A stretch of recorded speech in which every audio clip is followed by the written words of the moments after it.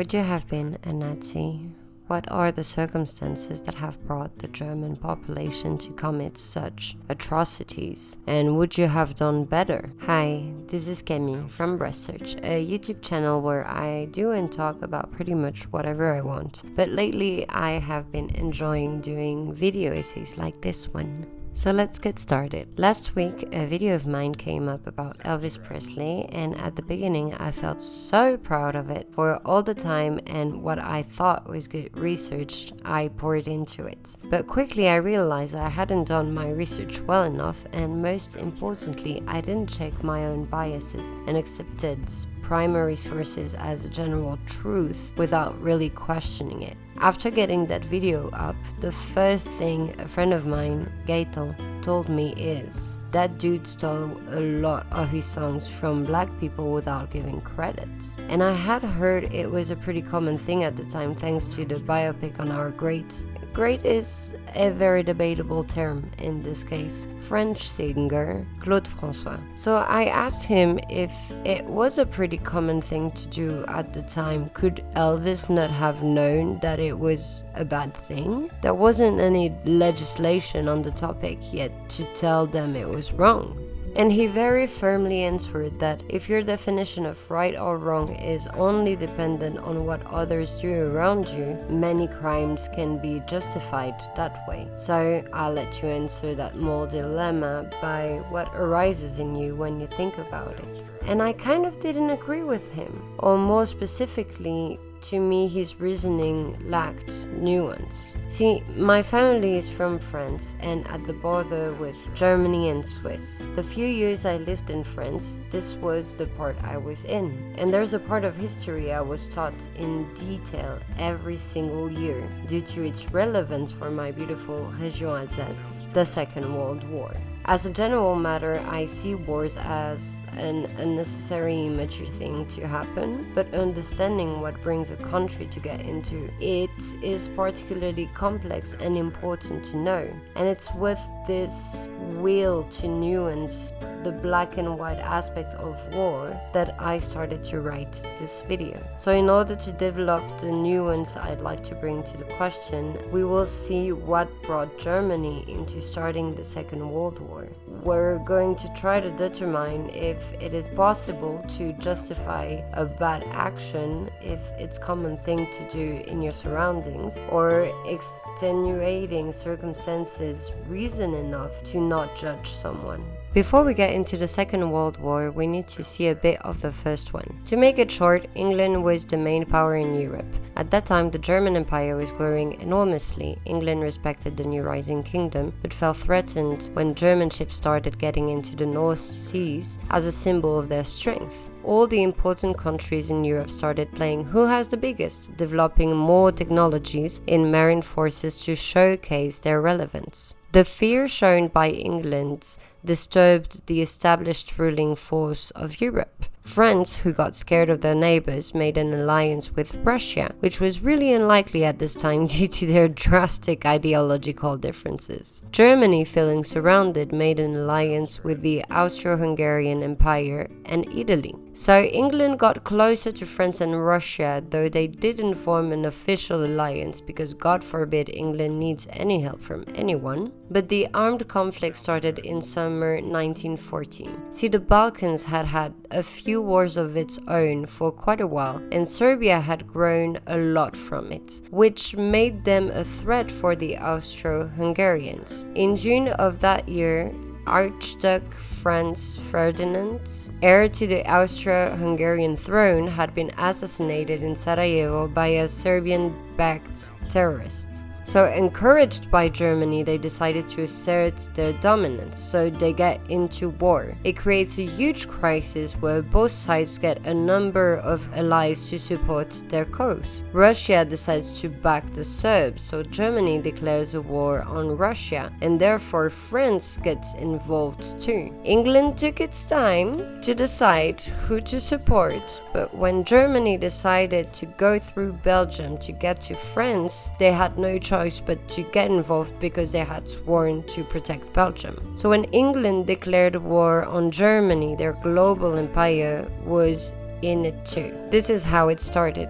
Now, in 1918, Germany and its allies were exhausted and the starving population were beginning to rebel against their country. So they decided to sign an armistice that assured that they would not be able to get in combat again. The Traité de Versailles was signed in 1919, which ended the war. Now, the problem is that the winning countries demanded a huge debt to the losing one, a debt that had a terrible impact on Germany's economy and functioning society. A lot of conservatives and the military thought that the war would have been winnable if it hadn't been for the Jews and generally left-wing activists in Germany. In the 1920s, Germany got into a hyperinflation that devalued their currency, which they were starting to recover from when their Great Depression arrived and created financial and political instability. The unemployment increased drastically, affecting a quarter of the workforce. In desperation, the country started turning to more extremist ideas, and the Nazi Party started gaining popular support.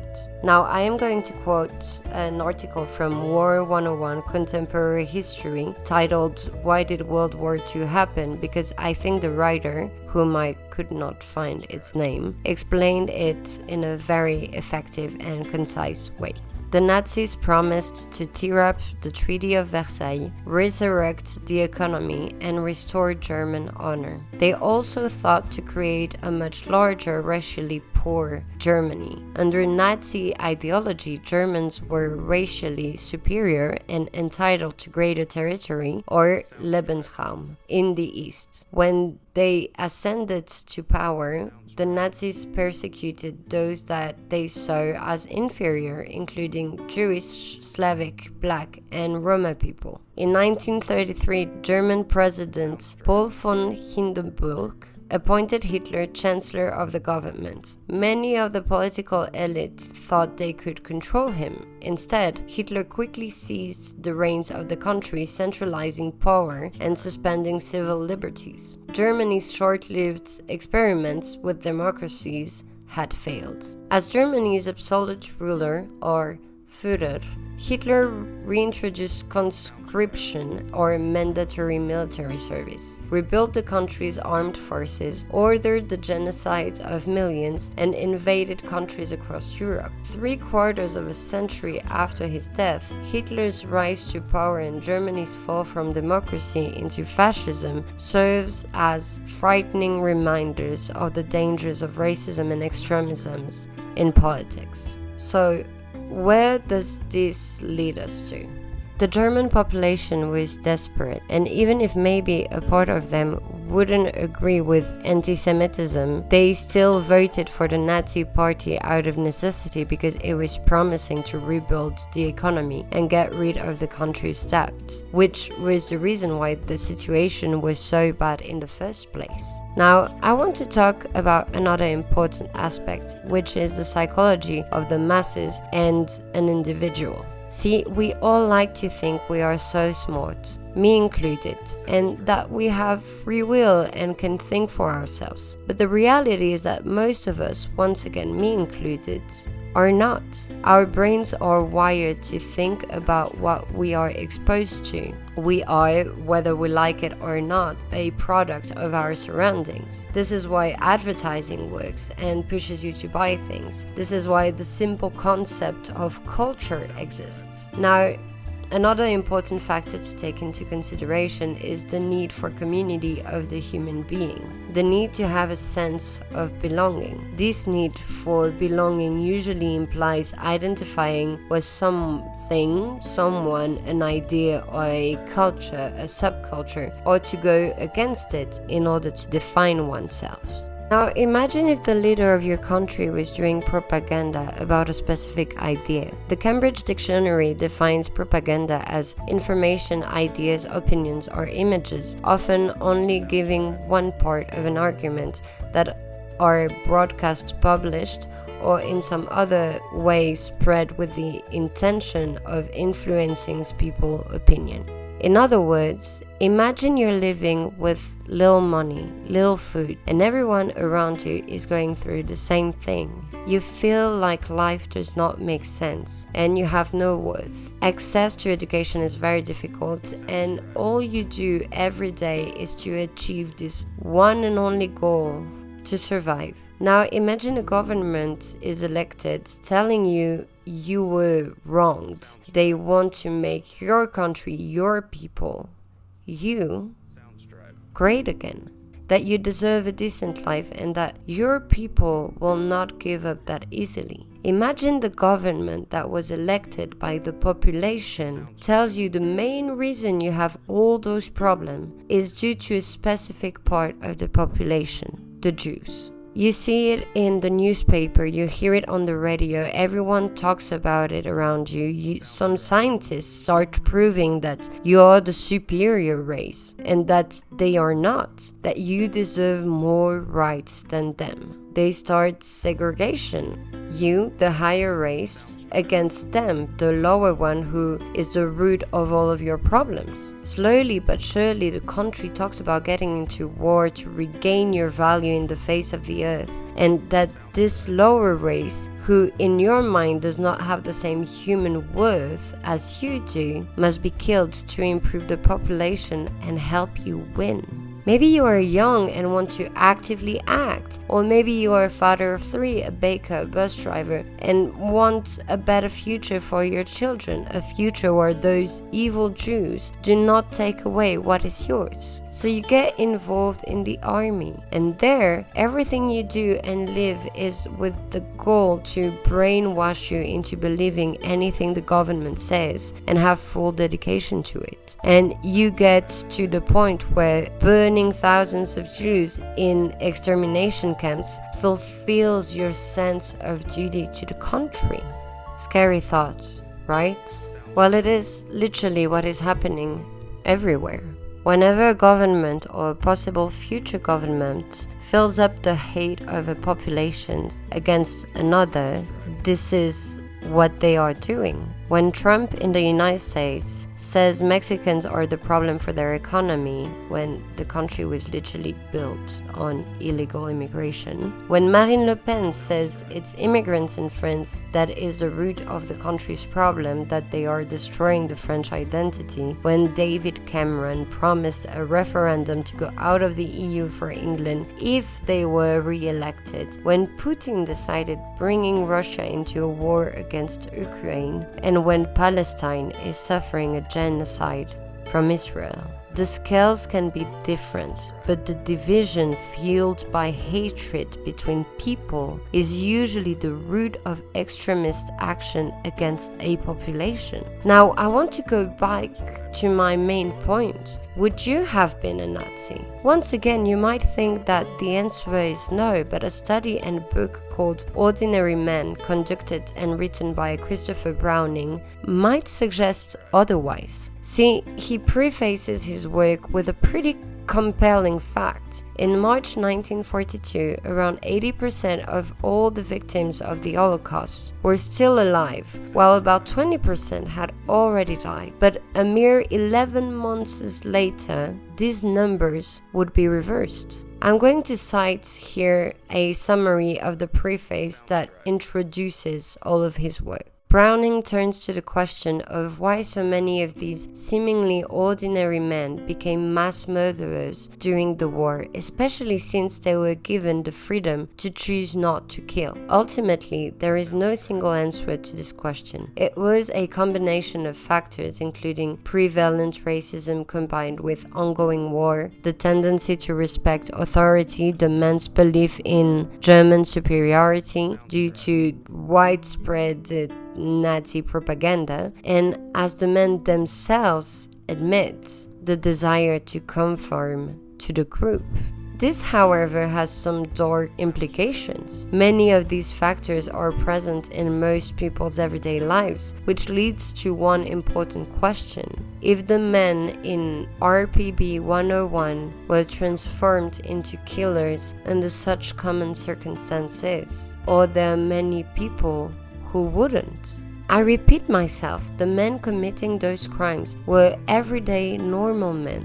The baker you see every day, the bus driver, the neighbor, the co-worker, your uncle or brother or parent. This summary later says, Browning understands that writing a history of the day-to-day lives of men in a Nazi killing battalion might divert attention from the scale of Nazi crimes and the horrors that their victims faced. Nonetheless, he finds it worthwhile to write this book because it helps to illuminate how the Nazi regime's policies of mass murder became a normal part of everyday life for rank-and-file Nazi perpetrators. Browning is also aware that narrating the everyday lives of these men might engender sympathy for them, because to write this kind of history requires Browning not to demonize Nazi murderers and instead acknowledge that they were human. He rejects, however, the notion that explaining behaviors is equivalent to excusing it, and that understanding someone means not forgiving them. In fact, without explaining or understanding, one can only caricature Nazis, which does not allow for a real moral reckoning with their crimes. We are all humans, even the ones committing the worst crimes known to history. As mentioned, it is important to explain it in order to not generalize the war as the Nazis were bad, they did bad things, because the reality is that probably everyone in the same circumstances would have done the same. There is a very good movie showing the steps to how to lead a group to have extreme behaviors slowly, step by step, basically manipulating them into following an ideology. The movie is called Die Welle. I leave the link in the description down below. As mentioned before, seeing what circumstances and human nature brought perpetrators to those crimes does not mean they should not be punished for it. Explaining behavior is not excusing them. There is a part of the history in my beautiful Région Alsace that just recently has been recognized. It is a part of the population called the Malgré nous, which would translate into the against our will people. To give you an overview of the situation that I know very well because my grandparents lived it. In July 1940, the Germans occupied the Région Alsace. Most of the people who have money or who are older runs away to other parts of France. Once they arrive in those other parts, they are not trusted by the cities they arrived in because they believe they have alliances with the Germans and will spy on them. The youngest generations or poorest family stay in the region, as it was the case for my grandparents that were only children. From one day to the other, they need to speak German, not show any recognition of their French nationality, go to German schools, and live as it is ordered to them. From there, it perfected our beautiful already existing dialect, l'Alsacien, which is neither German nor French, and no one actually can understand it. It uses the German grammar system and sounds German, but it's not understandable by them. Tension rises, and if you had beef with anyone, they could just decide to go and denounce you to the military just because they didn't like you. The younger part of the population is the one creating an unorganized resistance, just out of nationalism for France. But then comes the Malgré nous, usually men to whom would come the German army to tell them that they could either join the army or that their whole family could be killed, which didn't leave them much of a choice. The thing is that they committed war crimes while enrolled in the army under the pressure of saving their families. For the longest time, everyone considered them as traitors. I think the history has researched in 2010 when Nicolas Sarkozy, our former president, has spoken about their lives and declared them as victims of war and paid homage to them on the 65th anniversary of French victory.